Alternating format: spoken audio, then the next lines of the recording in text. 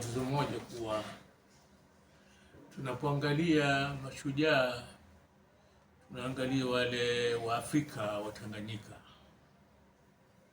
ambao walikuwa kwenye taa alafu tano, lakini kuna ambao hawakuwa Afrika, lakini watu walikuwa wanaunga mkono harakati zile na wanaunga mkono tano. Chukulia mtu kama George Anatoglou. Huyu alikuwa ni Mgiriki, na hichi kisa mimi amenihadithia Ali Mwenyitambwe siku nilipokwenda kuzungumza naye wakati afanya utafiti wa kitabu cha Abu Sykes. Ali Mwenyitambwe nishaeleza kwa nyuma, alikuwa Moor, yaani alikuanza kusema kwa lugha siku hizo anasema pandikizi ndani harakati za tano, ndani harakati za taa. Habari zote kwa kupelekea Uingereza. Sasa siku hiyo mimi nimekwenda nyumbani kwake, na kisa cha mimi kwenda nyumbani kwake ilikuwa kompyuta yangu ilikuwa na matatizo. Sasa kuna rafiki yangu mmoja akaja kutizama, yule mtaalamu akaniambia, "Mohamed, nipe nikatizama vizuri nyumbani." Siku ya pili kanipigia simu akasema, "Mohamed, nimekuta mswada wa kitabu kwenye kompyuta, nimeusoma mimi na umenivutia. Mimi na baba yangu yeye ameshiriki sana katika harakati hizi, nimuonyeshe." Muuliza, "Babako nani?" Akamwambia, "Ali Mwinyi." Kama Ali Mwinyi namjua vizuri sana. Basi akampa kitabu. Azikupita siku tatu, rafiki yangu anaitwa Ibrahim atanisikia nikimhadithia. Basi akanipigia simu akaniambia, "Mohamed, mzee Ali Mwenyitambwe anasema uende nyumbani kwake mkazungumze." Sasa tumkate, manake tusifanye history habari zake ndefu. Mimi nikaenda, akaniambia, "Mohamed, nimesoma mimi huu mswada wako, lakini nimeona kuna mambo ambayo wewe hukueleza." Akanieleza mambo mengi. Wallahi ninashukuru Mwenyezi Mungu, ana njia zake za ajabu sana za kumpa mtu taarifa. Nusu ya kitabu ya mswada ule ilibidi niubadilishe. Kwanza kitu kimoja niambia, anambia, "Mohamed, nataka kukuambia kitu kimoja. Mimi ni mkubwa sana kupita Abdu na Ali. Wanakuja msikiti wa Kitumbini wadogo, baba yao kila magharibi wanakuja kuswali na baba yao pale, wameshikwa mikono hivi, mimi nawaona. Kwa hiyo jua kama mimi ni mkubwa na ninayokuambia haya, wao walikuwa bado hawana sauti." Basi akanambia, akasema, "Mimi nilikuwa napokea pesa kutoka kwa George Anatoglou kusaidia tano." George Anatoglou alikuwa Mgiriki, na Wagiriki wakati ule walikuwa nao wanapambana na Uingereza, wanataka kuikomboa nchi yao, na kiongozi wa mapambano hayo alikuwa Archbishop Makarios, kiasi kwamba hata tano wakampa jina Sheikh Islam Takadidi kwa sababu naye alikuwa mtu wa dini. Sheikh wakamwita Makarios. Sasa hawa ama huyu ni shujaa, lakini hakuna popote anatajwa. Licha hiyo kawajengea wa Afrika holi nzima, Anatoglou Hall, watumie katika shughuli zao. Yako mpaka leo, na ukenda pale hata picha yake hujaweka. Hii Dar es Salaam. Tanga unamkuta Said Kipatwa, huyu alikuwa Muhindi.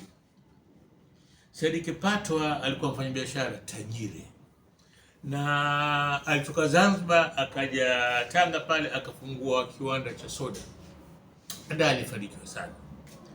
Na mimi nimezungumza na watu wake, walikuwa na hoteli maarufu, sasa hivi wameondoka. Mara mwisho nimeona Tanga, nimekuta kuna hoteli nyingi wasema hii imeuzwa na watu waondoka, wamekwenda za Canada.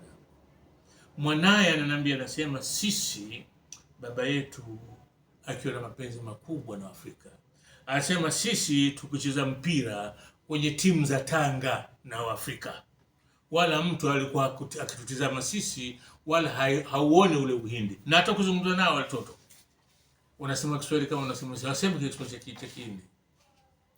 Said Kipatwa kafanya kazi kubwa kiasi, ananiambia sema siku moja mwalimu alimwambia baba, sema Said, wewe sisi tukipata uhuru, wewe tunakupa ubalozi India, wewe ukatuwakilisha India, kazi unafanya hapa kubwa. Lakini bahati mbaya Said Kipatwa hakuwa uhuru, maskini Mungu, amefariki Kabul. Na kuna picha walikuwa wameweka pale, wameziweka katika ile restaurant yao Patwa. Mimi nimezipiga nazo nyingine hapa. Nitaonyesha, kuna moja yuko Said Kipatwa, yuko Mwalimu Nyerere, yuko Makata Mwenye Mtwana, huyo alikuwa tajiri sana, Makata Mwenye Mtwana. Yuko Rashid Makoko, huyo Rashid Makoko yeye alifungwa kwa sababu kwa Shekura tatu kwa sheria kwa asiandikishwe mtu ambaye hana zile sifa za kupiga kura. Yeye akawa anaandikisha kila mtu kutaka tano ipate watu kupiga kura na kupata ushindi. Waingereza wakampeleka mahakamani, wakamfunga na amekufa akiwa kifungoni. Sasa mtu kama Amri Jamal, hao watu walikuwa wanajitolea kwa sababu hao watu wakifanya biashara, akina Anatoglo, George Anatoglo, watu wa biashara, watu wa biashara. Waingereza wangeweza kufanya lolote ile kuhujumu biashara zao. Amri Jamal anasema, mwalimu mwenyewe amehadithia kisa hiki, anasema siku moja akakutana na Amri Jamal Ring Street ambayo sasa ni Jamhuri. Anamwambia mwalimu, mimi nakutafuta. Ilikuwa safari ya mwalimu kwenda Yuno. Nadhani hii itakuwa safari ya pili. Kwa sababu safari ya kwanza ile ule ukusanyaji wa fedha wote tunafahamika. Anasema Amri Jamal alikuwa na bunda la pesa mfukoni. Akatoa akamkabidhi, akamwambia, hizi mwalimu, hizi Nyerere zitakusaidia kwenye safari ya Yuno. Sasa hawa ndio watu ambao ni mashujaa wetu. Ni mashujaa. Lakini huoni popote ambapo wanatajwa au kumbukumbu zao. Hata pale Tanga hakuna hata mtu mmoja aliyepatwa. Hapa hii Anatoglo ni kwa sababu tu watu wamezoea kwa Anatoglo. Ukiingia Anatoglo leo, tafuta athari yote pale. Hata picha ya Anatoglo iliyojenga lile hakuna. Kuna wakati Karimjee, kuna wakati wanataka kubadilisha jina la Karimjee. Mpashaji habari wangu anasema mwalimu aliposikia hakupenda. Akisema, hebu jamani, hebu kuweni na aibu nyinyi watu. Karimjee kajenga nyumba nzima, amekupeni bure, ndio mnafanya bunge lenu. Basi kama mnataka kubadilisha jina, basi kwanza angalau mrudisheni basi nyumba yake.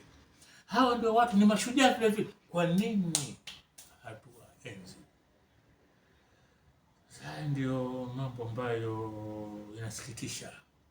Yanasikitisha sana sana. Na ningeweza kuwaleta watu wengi nikaeleza habari zao. Mathalan, Bi Mtumwa Kitete. Bi Mtumwa Kitete yeye alitoa safari ya kwanza Mwalimu Nyerere pesa nyingi sana kiasi ambacho wenyewe tano kuamini. Na mimi bahati mbaya nilikuwa nikimjua mzee Rajabu Kitete, lakini hii habari sikuwa najua kama dada yake alisaidia tano.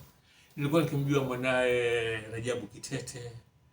Hao wote ni wangeweza, bila shaka walikuwa wanajua historia hizi, wangeweza wakanahadithia. Lakini ndio hivyo, hizi historia ambazo hakuna mtu anashughulika nazo. Na leo tumekuwa tunababaisha tu hapa na na ukisema watu wanakuwa kama vile wametia pamba masikio na wataka kusikiliza, hawataki. Lakini kusema tutaacha kusema.